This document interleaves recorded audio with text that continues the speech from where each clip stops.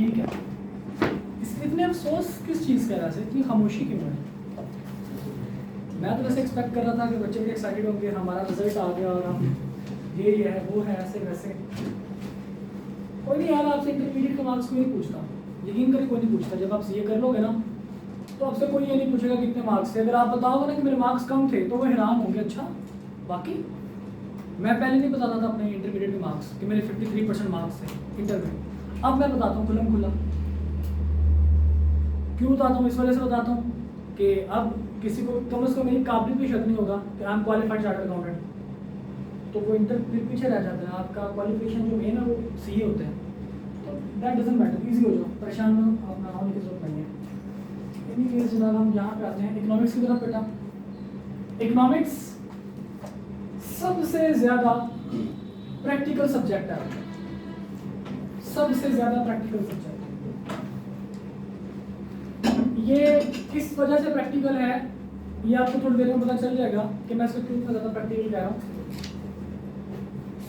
इसके ज़रा पहले हम ओरिएंटेशन थोड़ी सी कर लेते हैं कि इसमें कौन कौन से टॉपिक्स हैं, किस किस तरीके से आपने इनको करना है, कितने मार्क्स के आते हैं, क्या होता है क्या नहीं होता। उसके बाद इंशाल्लाह फिर हम इसकी तरफ मूव ऑन करेंगे।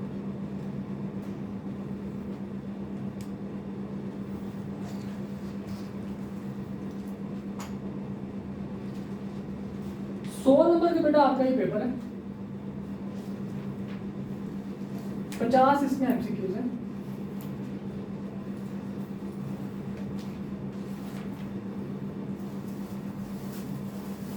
और इन 50 एमसीक्यूज के अंदर दो हिस्से किए जाते हैं। एक हिस्सा होता है माइक्रो इकोनॉमिक्स का और एक हिस्सा होता है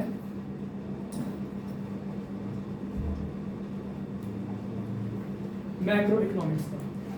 और दोनों हिस्सों को अप्रोक्सीमेटली 50-50 नंबर डिक्लेयर किए जाते हैं।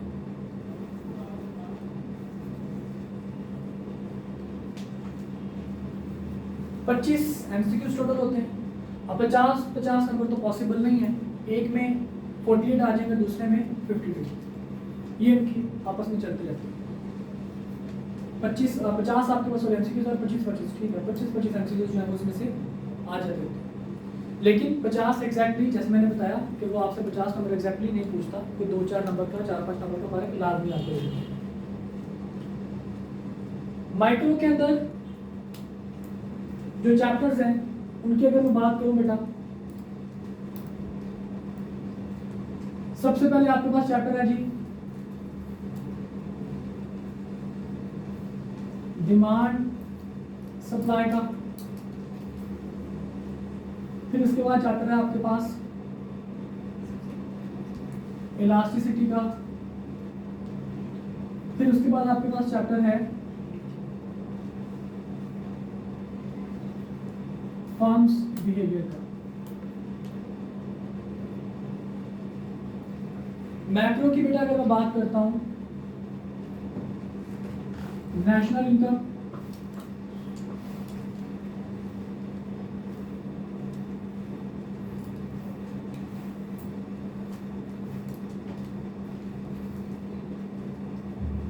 Consumption and saving, multiplier,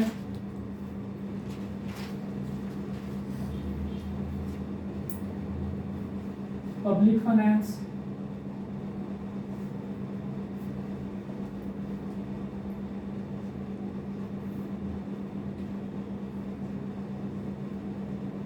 balance of trade,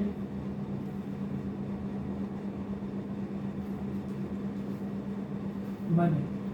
कितने होंगे टोटल चैप्टर? 4, 5, 6, 7, 8, 9, 10। 3 और चैप्टर हैं बेसिकली, वो नेशनल इनकम के फर्दर 2 कैटेगरीज हैं और पब्लिक फाइनेंस के फर्दर 1-2 कैटेगरी है। मॉनेटरी पॉलिसी जिसको हम लोग कहते हैं, ठीक है। तो ये मेजर टॉपिक्स हैं आप लोगों के माइक्रो और मैक्रो के अंदर। इसमें जो सबसे इंपॉर्टेंट टॉपिक है आपके पास, जिसमें से ज़्यादा क्वेश्चन आते हैं माइक्रो की अगर मैं बात करता हूँ बेटा, तो दैट इज फर्म्स बिहेवियर। सबसे बड़ा चैप्टर भी यही है, सबसे लेंथी चैप्टर भी आपके पास यही है, और सबसे टेक्निकल चैप्टर भी यही है। अगर कोई बच्चा ये सोचता है कि जनाब इकोनॉमिक्स थ्योरेटिकल पोर्शन है और इसको मैं रटा लगा के पास कर दूंगा, तो वो गलत सोचता है। थ्योरेटिकल तो सब्जेक्ट है, but at the same time ये इतना टेक्निकल है कि आप इसको रटा नहीं लगा सकते, आपको समझना पड़ेगा। सेकंड नंबर पे जो माइक्रो के अंदर मोस्ट इंपॉर्टेंट है, that is demand and supply. उसके बाद जनाब मैक्रो इकोनॉमिक्स की बात करता हूं तो मैक्रो इकोनॉमिक्स में सबसे पहले chapter national income, then balance of trade, सबसे ज्यादा ये आपके पास इंपॉर्टेंट है।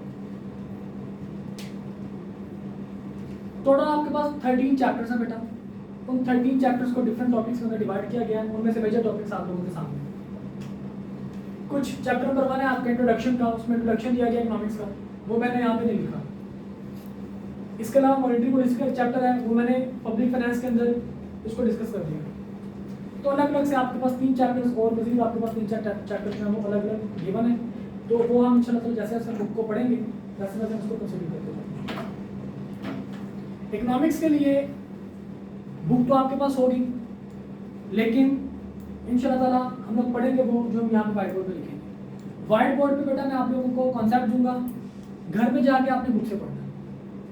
जो व्हाइट बोर्ड पे हमने पढ़ा होगा, जो हमने लिखा होगा, इसको आप साथ साथ मेरे नोट करेंगे, साथ साथ आप इसको इस कॉन्सेप्ट्स को एब्जॉर्ब करेंगे, और इंशाल्लाह ताला जब आप घर में जाके अपनी बुक को देखेंगे तो आपको समझ आ जाएगा कि अच्छा ये चीज़ ये होती है। अगर आप डायरेक्टली घर में जाके बुक पढ़ते हैं, यहाँ पे टॉपिक ना समझाओ, घर में जाके पढ़ लें, आपको कक समझ नहीं आने वाला। कक समझते हैं ना, बिल्कुल भी आपको समझ नहीं आने वाला, क्योंकि उसमें ऐसी ऐसी टर्म्स, ऐसी ऐसी चीज़ें लिखी हैं जिसके बारे में शायद आपने ज़िंदगी में कभी पहले सुना ही ना हो। लेकिन जब हम यहाँ बताएंगे तो आप कहेंगे सर ये तो हमारी ज़िंदगी, हमारी कहानी आप सुना रहे हैं।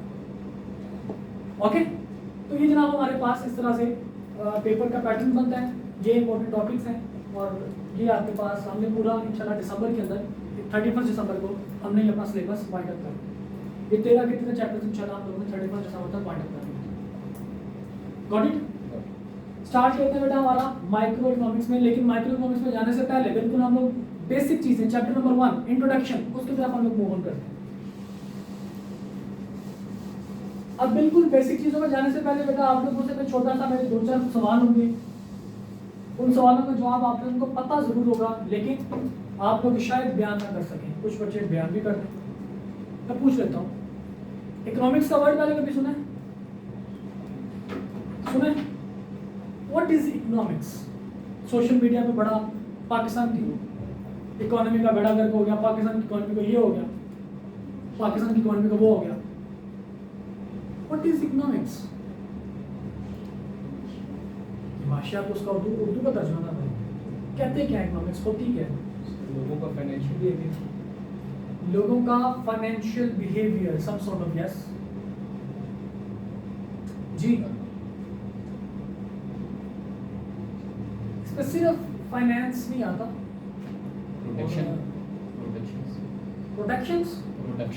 प्रोडक्शंस, ओके, ये भी इकोनॉमिक्स का हिस्सा है, but it is not economics. Part of economics आप कह सकते हैं, आपका भी पार्ट ऑफ इकोनॉमिक्स है, but I am talking about what is economics. Economics आपके पास चीज क्या है? Anybody else? पता सबको है, ये मैं गारंटी देता हूँ, लेकिन आपको ये नहीं पता कि जो आपको पता है वो इकोनॉमिक्स है। ओके, लेकिन थोड़ी देर में इंशाल्लाह आपको पता चल जाएगा। जी बेटा, कोई और? Import and export. Import and export also is part of economics, but not whole economics. और जी, बच्चों ने बिल्कुल ठीक कहा, सारे बच्चे बिल्कुल ठीक कह रहे हैं। हाँ जी, आप लोगों में से एनीबॉडी एल्स? अच्छा यार, इसमें बिल्कुल परेशान होने की जरूरत नहीं है। मतलब ये वर्ड सुना है ना जिंदगी में, तो इस वर्ड को सुन के आपके माइंड में क्या आता है ये मुझे सिर्फ आपने बताना है। बिजनेस। बिजनेस आता है, business is also part of economics, बिल्कुल ठीक है। एक फाइनेंशियल स्टैंडर्ड, फाइनेंशियल स्टैंडर्ड मतलब किसी भी कंट्री का एक स्टैंडर्ड जिसमें आप इकोनॉमी के बारे में बात करते हैं। Part of economics. और फाइनेंशियल स्टेबिलिटी उसी में आ गया। चले, आप सब लोगों ने मुझे बताया अपना अपना पॉइंट ऑफ व्यू कि सर इकोनॉमिक्स ये होता है, इकोनॉमिक्स ये होता है, इकोनॉमिक्स वो होता है। सब बच्चों ने माशाल्लाह बिल्कुल ठीक बताया, क्योंकि आप लोगों ने इकोनॉमिक्स को देखा ही इस एंगल से है। लेकिन जिन किसी ने देखा है? भूत। हर एक बंदे का अपना अपना जिन है। अगर अभी मैं आप लोगों से कहूँ ना कि जिन को अपनी इमेजिन करें आंखें बंद करके, तो सबका जिन डिफरेंट होगा। किसी को जोकर में जिन नजर आ रहा होगा, किसी का जिन वो होगा जनाब जिसकी आंखें बड़ी बड़ी हैं, किसी का जिन वो होगा जनाब जिसका मुंह खुला हुआ है और दांत लंबे से निकले हुए हैं। हर बंदे का अपना अपना जिन है, क्योंकि जो बंदा जैसे परसीव करता है उसको वैसे समझता है। इकोनॉमिक्स का भी यही है। आप सब बच्चों ने बिल्कुल ठीक आंसर दिया, बट आप लोगों ने क्योंकि इकोनॉमिक्स को देखा ही ऐसे है, तो आप लोगों के लिए इकोनॉमिक्स क्या होगी, ये कुछ होगा। बट छोटा सा बच्चा, जब आप छोटे से थे, आप उस टाइम भी इकोनॉमिक्स अपनी लाइफ में इंप्लीमेंट करते थे। हमारे दादा दादी, माएँ बहनें पढ़ी लिखी, बहनें तो खैर पढ़ी लिखी हैं, माएँ हो सकता है पढ़ी लिखी ना हो इतनी ज़्यादा, लेकिन फिर भी वो इकोनॉमिक्स को अपनी लाइफ में इंप्लीमेंट करती हैं। इवन आज भी आप अपनी लाइफ में इकोनॉमिक्स इंप्लीमेंट करके आए यहाँ पे बैठे। जब हम छोटे होते थे, हम मार्केट में जाकर जब चीज़ लेके आते थे, खिलौने वगैरह लेने के लिए शॉप में जाते थे, क्या दिल करता था? कौन सा खिलौना है? सबसे अच्छा। हमारा दिल कर ये नहीं दिल करता कि सारे खिलौने ले जाएं, सारे अच्छे लगते थे, लेकिन क्या सारे खिलौने लेते थे? फिर क्या करते थे? कोई एक उठा लेते थे। आपके पास लाइन में पड़े हैं, वो कहता है बेटा देखो जो लेना है। बेटे ने देखा, उसका हाथ, उसके 2 हाथ हैं, मजबूरी ये है। काश उसके 50 हाथ होते तो 50 हाथों में वो चीज़ें पकड़ लेता। अल्लाह ताला ने दिए 2 हाथ हैं, तो वो 2 हाथों में जितनी चीज़ें आ सकती हैं वो पकड़ लेता है। फिर कहते हैं नहीं बेटा कोई एक चीज़ देख लो। फिर वो बेटा जो है वो डिसाइड करता है अच्छा कौन सी चीज़, फिर एक चीज़ को वो पकड़ लेता है। अब जब उस चीज को पकड़ता है, क्यों पकड़ता है? क्योंकि उसको वो चीज वो चाहिए होती है, उसकी जो वांट होती है वो चीज उस वांट को फुलफिल कर रही होती है, सेटिस्फाई कर रही होती है। लेकिन उसके पास रिसोर्सेज, उसका दिल तो ये चाहता है कि उसके पास सारी चीजें हैं, लेकिन उसके पास इतने रिसोर्सेज नहीं होते कि वो सारी चीजें हासिल कर सके। This is called economics, to satisfy unlimited wants with limited resources is called economics. ये जनाब हमारे पास इकोनॉमिक्स का कॉन्सेप्ट कि आपके पास रिसोर्सेज बड़े लिमिटेड से हैं, लेकिन आपकी वांट्स क्या हैं? अनलिमिटेड। आपका दिल नहीं करता कि यहाँ पे हेलीपैड बना हो, आप हेलीकॉप्टर पे आए, उतरे और जनाब क्लास लेने के लिए आ जाए। दिल करता कि नहीं करता? मेरा तो करता है यार। मैं हेलीकॉप्टर मेरे पास हो, जनाब हेलीकॉप्टर उतरे जी, सर आ गए हैं जी, हाँ जी बस सर का हेलीकॉप्टर आ रहा है नीचे, तो जनाब क्लास में आके बैठ। लेकिन क्या मैं हेलीकॉप्टर पे आता हूँ? क्यों नहीं आता भाई? रिसोर्स नहीं है। जो रिसोर्स मेरे पास अवेलेबल है, गाड़ी है, बाइक है, उनको यूटिलाइज करके मैं अपनी वांट को फुलफिल कर लेता हूँ। लेकिन मेरी वांट लिमिटेड नहीं है, मेरी वांट अनलिमिटेड है, रिसोर्सेज मेरे लिमिटेड है। अब अपनी इस अनलिमिटेड वांट को देखिए, हम कहते हैं ना अक्सर कि अगर किसी बंदे के पास 4 सोने का जंगल हो और किसी दूसरे के पास 1 सोने का जंगल हो, तो 4 बार ये कहेगा उसका 1 भी मुझे मिल जाए। इंसान लालची है, तो ये लालच खत्म नहीं होती, कभी भी बढ़ती जाती है, बढ़ती जाती है, बढ़ती जाती है। ये कभी भी इंसान फुलफिल अपनी वांट को नहीं कर सकता। लेकिन अपने लिमिटेड रिसोर्सेज में रहते हुए जब कोई बंदा अपनी वांट को सेटिस्फाई कर लेता है, तो हम क्या कहते हैं कि भाई साहब जिस तरीके से या जिस पैटर्न पे इसने किया है, this pattern is called, this study is called economics. ये हमारे पास इकोनॉमिक्स है। हमारे घर में माएँ बहनें जो है वो किचन चला रही हैं, उनको पैसे मिलते हैं, उनको पैसे हम मतलब खर्चा वगैरह देते हैं, अब्बा जी भाई हम लोग खर्चा देते हैं कि ठीक है जी आपने खाना खाना बनाना है, तो मार्केट जाती हैं। मज़े की बात यह है कि खाना भी अच्छा बनाती हैं और पैसे भी बचा के ले आती हैं। और जब ज़रूरत पड़े अम्मा जी वो पैसे हैं कोई 2 पुत्र, ये वापस करने हैं मुझे, और वापस वो इसलिए नहीं मांग रही होती कि उनको चाहिए होते हैं, वापस इसलिए मांग रही होती है कि अगर कल को तुम्हें फिर से ज़रूरत पड़े तो फिर यहाँ से ले लेना। अब वो पैसे कहाँ से बचाती हैं? क्या वो जॉब करती हैं? नहीं। कहाँ से पैसे बचाती हैं? This is called economics. कि वो बाहर अगर सब्जी वगैरह लेने के लिए जाती हैं तो वो कहती हैं कि नहीं ये महंगी है, इसका रेट कम करवा लो, पैसे थोड़े से बचा लो, सेटिस्फाई अपनी वांट को करना है, भूख को खत्म करना है, अच्छा खाना खाना है, ये खाना ले जाए। This is called economics. आप लोग यहाँ पे बैठे हो, आप लोग सो भी सकते थे जाके, जैसे जुबैर बबल खा रहा है, ये बबल की बजाय टॉफी भी खा सकता था।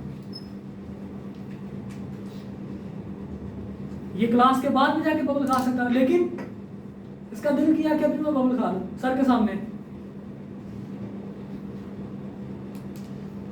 क्यों किया दिल इसका? इसके पास ऑप्शंस थी कि मैं क्लास शुरू होने से पहले खा लूं, क्लास खत्म होने के बाद खा लूं, या क्लास के दरमियान खा लूं। किसने किसको प्रेफर किया? क्लास के दरमियान खा लूं। माइंड तो नहीं करोगे भाई? हैं? तो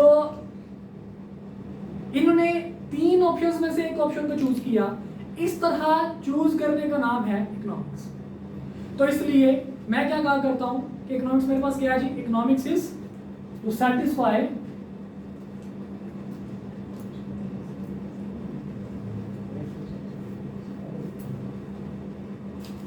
अनलिमिटेड वांट्स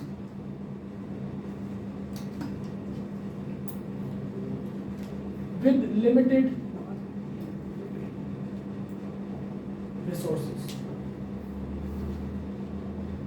अब ये डेफिनेशन बेटा निकालते निकालते सदियां गुजर गई, डेफिनेशन अब आगे निकली है। अब का मतलब तकरीबन कोई 200 साल पहले, ठीक है। तो अब आगे जनाब ये डेफिनेशन निकली है। इससे पहले इकोनॉमिक्स की डिफरेंट किस्म की डेफिनेशंस आ चुकी थी। अभी तक की सबसे अच्छी डेफिनेशन ये है। इस डेफिनेशन से पहले 2 और बड़े इकोनॉमिस्ट थे, जिनमें देखें आपका क्या ख्याल है कि अगर आज हम लोग अपनी लाइफ में इकोनॉमिक्स इंप्लीमेंट कर रहे हैं, तो क्या जब से बनी हुई इंसान दुनिया में आया है, क्या वो इकोनॉमिक्स इंप्लीमेंट नहीं करता होगा? हमने आग बनाई, क्यों बनाई? सोचा कि यार अच्छा नहीं, ये जो घास पड़ा है इसको ओढ़ने की बजाय इसको जला दो, ये जो पत्थर पड़े हैं इसको तोड़ने की बजाय इसको रगड़ के इसमें से आग निकाल दो। सोचने की बात है। ऑप्शन है ना हमारे पास, कोई एक ऑप्शन हमने चूज किया, डिसीजन मेकिंग हमने की। तो उस टाइम पे शुरू से लेकर अभी तक इंसान क्या कर रहा है? इकोनॉमिक्स को अपनी लाइफ में इंप्लीमेंट कर रहा है। लेकिन मजे की बात है 1776 तक किसी को नहीं पता था कि इकोनॉमिक्स भी कोई चीज होती है। 1776 में एक बाबा जी आए। बाबा जी ने कहा कि पुत्र, एक चीज इकोनॉमिक्स भी होती है जो कि सब्जेक्ट होता है, जिसको पढ़ा जा सकता है, जिसको सीखा जा सकता है। पहले जो बंदा कोई चीज इजाद करता था ना, उसको कहते हैं जनाब ये बंदा तो बड़ी बला चीज है, बड़ा अच्छा बंदा है, बड़ा सियाना बंदा है कि ये काम करोगे तो वो हो जाएगा, ऐसा नहीं ये कर लो, ये नहीं ये कर लो, बड़ा सियाना बंदा है। हर बंदा उस टाइम सियाना नहीं होता था, अब तकरीबन हर बंदा सियाना है। सियाना का मतलब क्या होता है? अच्छा यार पैसे यहाँ पे लगाने की बजाय यहाँ पे लगा दो, बेनिफिट ज्यादा मिलेगा। इस पे खर्च करने की बजाय उस पे खर्च कर दो, सेटिस्फैक्शन ज्यादा मिल जाएगी। अब ये इकोनॉमिक्स हर बंदा कर सकता है, इसको पढ़ के, इसको सीख के। ये बात बताई थी एक बाबा जी ने। मैंने कहा, उस टाइम मैं 5 ही खड़ा था, मैंने कहा बाबा जी बड़ी अच्छी आपने बात बताई है, आपका नाम क्या है? बाबा जी ने कहा देखो दुनिया में आने वाला पहला शख्स कौन था? अंग्रेजी में क्या कहते हैं? उसने कहा जी बस मेरा नाम भी फिर एडम ही है।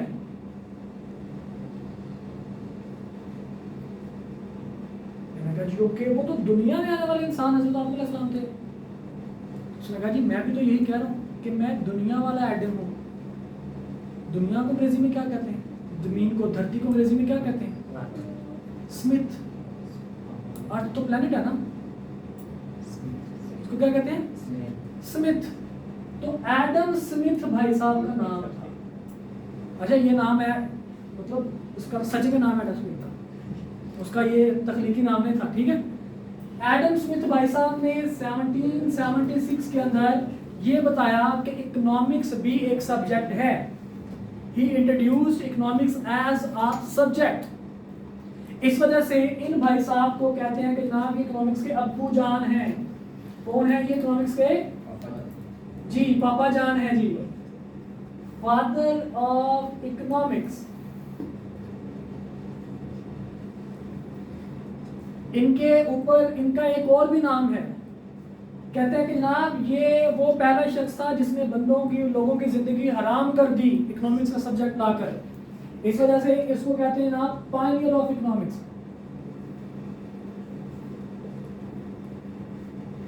बानिए इकोनॉमिक्स। ये दो नाम फादर ऑफ इकोनॉमिक्स या पायनियर ऑफ इकोनॉमिक्स किसके सर हैं? एडम स्मिथ के सर। ओके, एडम स्मिथ ने कहा कि भाई साहब इकोनॉमिक्स एक सब्जेक्ट है। तो मैंने पूछा, मैंने कहा sir thank you so much, आपने हमें बड़ी अच्छी इंफॉर्मेशन दी, अब जरा ये बता भी दें कि इकोनॉमिक्स चीज क्या है। इसने कहा जी इकोनॉमिक्स बड़ी मस्त किस्म की चीज है। समझ देना, इकोनॉमिक्स एक मस्त चीज है। मस्त का मतलब क्या होता है? बहुत ही जबरदस्त किस्म की चीज है। मैंने कहा जी बता दें जरा। इसने कहा जी economics is actually study of wealth.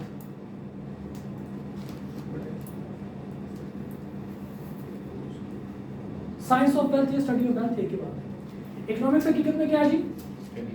Study of wealth, पैसे की स्टडी, वेल्थ दौलत की स्टडी। अगर आप दौलत की स्टडी करते हैं तो इसका मतलब क्या है कि आपको इकोनॉमिक्स आ गई। मैंने कहा जी दौलत की स्टडी हम कैसे करें?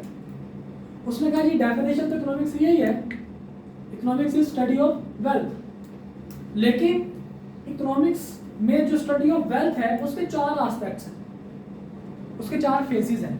जब आप उन चारों फेजेस को पढ़ लोगे तो आप हकीकत में क्या कर चुके होगे? इकोनॉमिक्स को पढ़ चुके हो। मैंने कहा जरा फिर उनके ऊपर बेसिक पर्दा जरा उनके ऊपर से हटा दें, नाम बता दें। उसने कहा सबसे पहले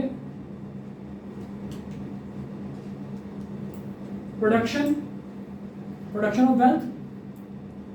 उसके बाद consumption, consumption of wealth. Exchange,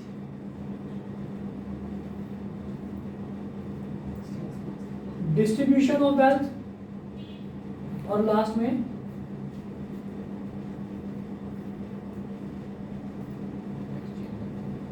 exchange of wealth. ये 4 एस्पेक्ट्स हैं आपके वेल्थ के। अगर आप इन चारों एस्पेक्ट्स को पढ़ लेते हैं तो आपके पास इकोनॉमिक्स आपको समझ आ जाएगी। मैंने कहा सर ये क्या बकवास है, पहले कह रहे थे स्टडी ऑफ वेल्थ है, अब कहते हैं study of production, consumption, distribution, exchange of wealth. मतलब ये क्या बदतमीजी है? मैंने आपसे पूछा है कि स्टडी कैसे करना है, दौलत की स्टडी कैसे होगी। आप मुझे बता रहे हैं कि जी प्रोडक्शन की स्टडी कर लो। भाई प्रोडक्शन की स्टडी कैसे करूं मैं यही तो मेरा सवाल है कि स्टडी कैसे करूं, बेशक वो प्रोडक्शन की हो या वेल्थ की हो। तो उसने कहा बेटा गुस्सा नहीं करते, पानी शानी पी लें। मैंने देखा पानी नहीं पड़ा हुआ था, मैंने कहा सर पानी नहीं पड़ा। तो उन्होंने कहा कि ठीक है कोई बात नहीं, पानी नहीं पड़ा, लेकिन बच्चों को पढ़ाते हुए थोड़ा सा ज़रा धीमे लहजे में बात करें। मैंने कहा जी फिर आपको पानी की जरूरत नहीं पड़ेगी। मैंने कहा ओके। तो कहता है बेटा बात ये है, किसी भी चीज़ को स्टडी करने के लिए ना, किसी भी चीज़ को दुनिया के अंदर स्टडी करने के लिए, समझने के लिए, अंडरस्टैंड करने के लिए खुद से 3 सवाल करना। उन तीनों सवालों का जब आंसर तुम्हें मिलेगा तुम स्टडी कर चुके होगे। मैंने कहा जी बताइए कौन से 3 सवाल खुद से करूं? उसने कहा यही इंसान का बेसिक प्रॉब्लम है, यही 3 सवाल। अगर इंसान ये 3 सवालों के जवाब हासिल कर लेता है तो समझो कि उसने चीज को हासिल कर लिया। मैंने कहा जी बताइए। उसने कहा बेटा basic economic problem.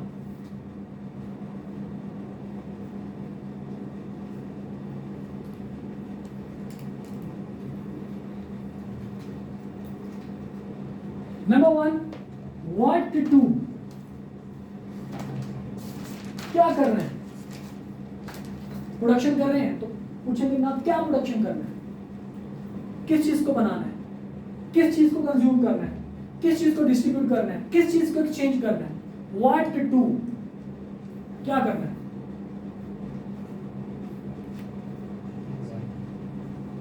How to, कैसे करना है। जब आपने एक दफा डिसाइड कर लिया व्हाट टू, इंसान आप अपनी बेसिक लाइफ में ले आए इस चीज को। आपने कहा जी आपने सेकेंडरी के पेपर दिए, आपने कहा जी क्या करना है, सीए करना है, व्हाट टू आंसर मिला सीए। अब ठीक है डिसीजन ले ली सीए करना है, अब हाउ टू कैसे कैसे करना भाई सीए, फिजिकल क्लासेस लेनी है या ऑनलाइन क्लासेस लेनी है, आईबीआर में आना है या किसी और इंस्टीट्यूट में आना है, हसन चौहान से पढ़ना है या किसी और टीचर से पढ़ना है, दिस इज हाउ टू कैसे करो हाउ टू। तीसरा सवाल है फॉर whom,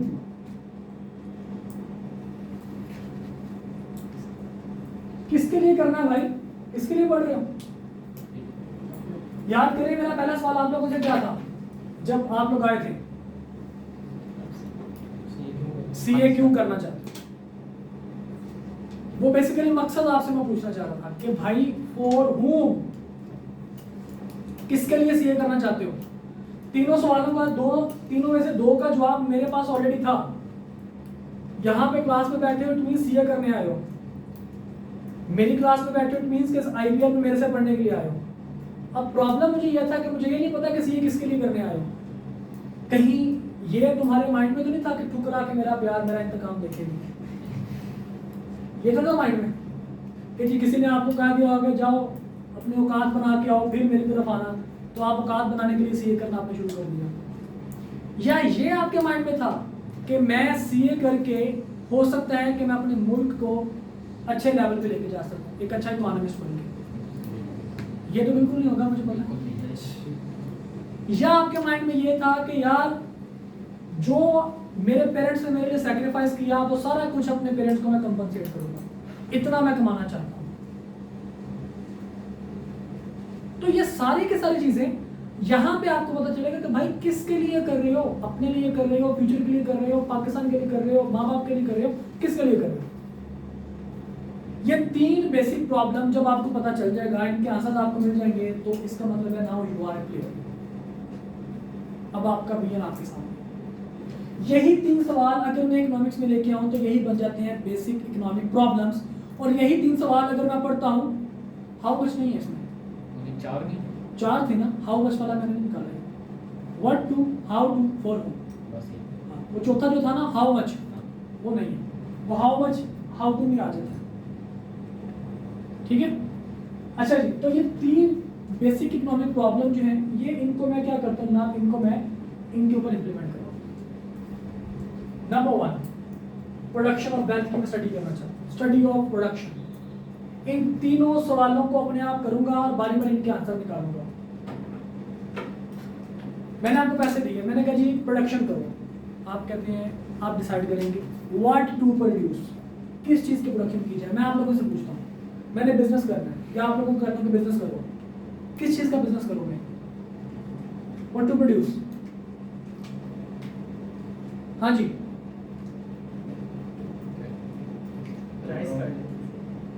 क्यों जी बेटा, what to produce, electronic items, electronic items. वजह उसकी रीजन क्या है, प्रॉफिट। इसका मतलब क्या हुआ कि आपको व्हाट टू का आंसर मार्केट में जाके मिलेगा। आपको देखना पड़ेगा कि भाई साहब मार्केट में किस चीज की डिमांड ज्यादा है, किस चीज में प्रॉफिट ज्यादा है। जब आप मार्केट में जाएंगे वहां पे देखेंगे डिमांड आपके पास अवेलेबल होगी, आप लोग अच्छा यार ठीक है इस चीज की डिमांड है, इस चीज की सप्लाई इतनी है, इसमें प्रॉफिट इतना है, तो आप डिसाइड कर लेंगे कि मुझे ये प्रोड्यूस करना है। तो व्हाट टू प्रोड्यूस का आंसर कहाँ से मिलेगा आपको, मार्केट में से जाके। किस सूरत में, डिमांड। अब पहला सवाल, यू आर क्लियर नाउ कि आपको क्या करना है। अब हाउ टू, कैसे करना चाहिए, हाउ टू कैसे करना जी। अब आपके माइंड में यह सवाल आएगा कि मुझे लेबर लगानी है, मुझे कौन सी टेक्नोलॉजी चाहिए, मुझे कौन सी मशीनरी चाहिए, कितनी लेबर लगानी है, मुझे क्या करना है क्या नहीं करना। This is called how to. अब हाउ टू के अंदर आपके पास एक नया कॉन्सेप्ट आ जाता है। व्हाट टू में तो मार्केट आ गई, अब हाउ टू में आपके पास एक नया कॉन्सेप्ट आता है, किसी चीज को कैसे बनाते हैं। तो किसी भी चीज को बनाने के लिए आपके पास 4 चीजें जरूरी होगी, that is called factors of production.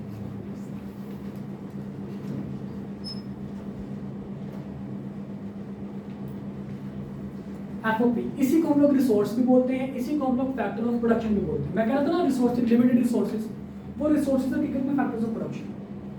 अब 4 फैक्टर्स ऑफ प्रोडक्शन है, 4 चीजें पूरी होगी तभी कोई चीज प्रोड्यूस की जा सकती है, उसके बगैर प्रोडक्शन पॉसिबल नहीं। अभी कौन सी 4 चीजें जनाब पूरी होंगी? कहते हैं जनाब 4 चीजें कौन सी है जी? 4 चीजों में सबसे पहले आपके पास आता है लैंड। लैंड में ऑल नेचुरल रिसोर्सेज, पानी है, ग्राउंड है, हवा है, all natural resources, land. Second number पे है लेबर, जो मेंटली और फिजिकली वर्क कर रहे हैं, जो मशीनों को ऑपरेट कर रहे हैं, जो खुद जनाब जोर लगा के काम कर रहे हैं, अपनी स्किल्स को यूटिलाइज करवा रहे हैं, लेबर।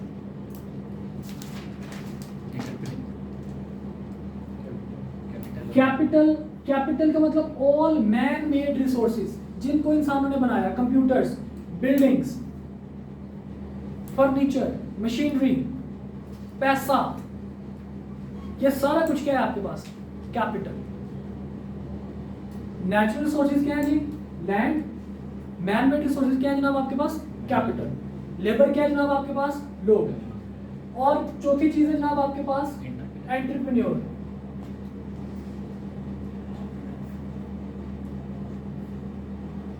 एंटरप्रेन्योरशिप या फिर एंटरप्रेन्योर, एंटरप्रेन्योर हकीकत में हम ऑनर्स को कहते हैं। देखें आईपीएफ को अगर हमने बनाना था, हमने ये डिसाइड कर लिया कि भाई ठीक है हमने कॉलेज अपना बनाना है। कॉलेज बनाने के बाद जनाब अब हमने डिसाइड करना है कि कैसे बनाना है। तो कैसे बनाने का मतलब क्या था? अभी हमें फैक्टर्स ऑफ प्रोडक्शन को देखना पड़ेगा। हमने सबसे पहले देखा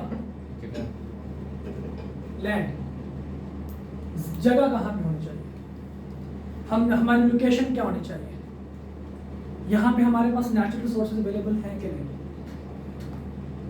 हमने कहा जी F8 में होनी चाहिए, F8 ये प्लान इंस्टीट्यूट है, ये प्लान जनाब यहाँ पे सारा कुछ मार्केट वगैरह करीब है, दैट्स ऑल। फिर हमने कहा जनाब हमने लेबर कौन से रखने हैं, टीचर्स हमने कौन से रखने हैं, बस 2 आदमी हैं, टीचर हमने कौन से रखने हैं। हमने कहा जी फलां टीचर, लेबर। कैपिटल, हमने कहा हमारा इंफ्रास्ट्रक्चर कैसा होना चाहिए, हमारी बिल्डिंग कैसी होनी चाहिए, इसका ground area, play area, classrooms, each and everything, machinery वगैरह, ऐसा सारा कुछ ये कैसा होना चाहिए, दिस इज कैपिटल।